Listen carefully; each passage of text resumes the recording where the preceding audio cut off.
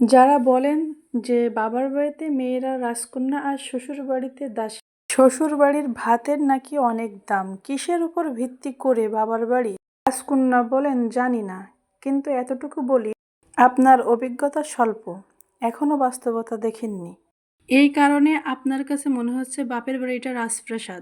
যদি আপনার অল্প বয়সে বিয়ে না হয়ে বাপের বাড়ি 30 বছর পর্যন্ত আপনি থেকে যান, বিবাহিত হয়ে ঘরে থাকেন, দেখেন ভাতের নলা গলা থেকে নামে কিনা। প্রতিবেশীর অল্প বয়সী মেয়েটা যখন বাচ্চা কোলে নিয়ে আপনার সামনে দিয়ে হাঁটে, তখন আপনার কেমন অনুভূতি হয়? আপনার জন্মদাত্রী মাও কিভাবে আপনার কলিজা ছিঁড়া খোঁটা দিতেও পিছু পা হয় না। বয়স বেশি হয়ে যাওয়ায় প্রতিবেশী সেই খোঁটা কি কখনো শুনেছেন? ডিভোর্সি মেয়েদের অবস্থা দেখেছেন? জামাই বাড়িতে যখন ঝামেলা হয় সবাই বলে যে চলে আসো, আমরা আসি, 2 দিন বাপের হোটেলে খাইয়ে দেখো, গলা টেনেও সেই ভাত নিচে নামাতে পারবেন না। আপনি যে আদরের কন্যা, দেখবেন আপনার কিং বাবা আর কুইং মা উঠতে বসতে কিভাবে খোঁটা দেয়। আর যদি আপনি ভাইয়ের হোটেলে খান, তাহলে ওইটা ভাত মনে হবে না, বিষ মনে হবে। মেয়েদের যদি স্বামীর বাড়িতে সুখ না হয়, তাহলে বাপের বাড়িতেও সুখ নেই।